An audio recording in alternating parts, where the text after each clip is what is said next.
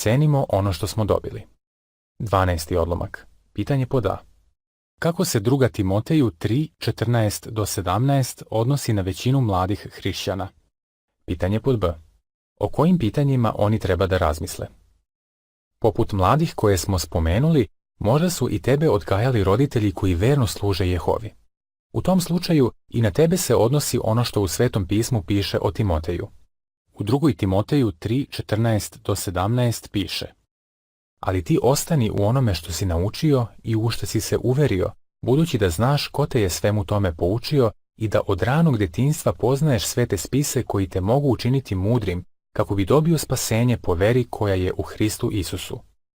Sve je pismo nadahnuto od Boga i korisno za poučavanje, za ukoravanje, za popravljanje, za vaspitavanje u pravednosti, da Božji čovjek bude sasvim sposoban i potpuno opremljen za svako dobro delo. Od svojih roditelja si saznao istinu o Bogu i tome kako mu možeš ugoditi. Verovatno su te poučavali još od malih nogu. To je sigurno doprinelo tome da budeš mudar kako bi dobio spasenje po veri koja je u Hristu Isusu i potpuno opremljen za službu Bogu. Pitanje je, da li ćeš pokazati da ceniš ono što si primio? Možda je potrebno da se preispitaš. Razmisli o sljedećem.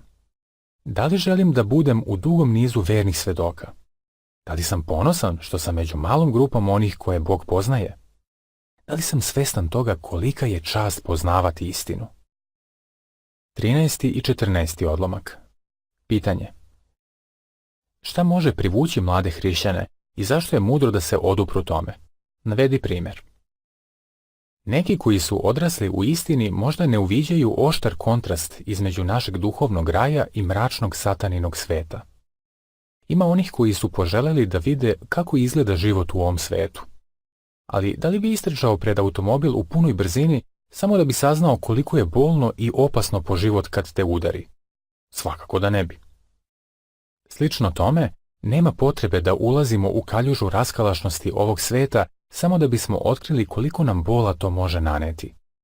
1. Petrova 4:4. Jenner, koji živi u Aziji, odrastao je u porodici svedoka. Krstio se sa 12 godina. Međutim, u tinejdžerskim godinama ga je privukao ovaj svet. On kaže: Hteo sam da iskusim slobodu koju ovaj svet naizgled nudi. Upao je u loše društvo i počeo da vodi dvostruki život. Već sa 15 godina se opijao i psovao. Do kasno u noć je ostajao s prijateljima igrajući nasilne kompjuterske igre. Ipak, s vremenom je uvideo da ono što svet nudi pruža prolazno zadovoljstvo. Bio je to isprazan život. O svom povratku u skupštinu kaže: Još uvijek se borim s nekim izazovima, ali blagoslovi koje Jehova daje nadmašuju sve to.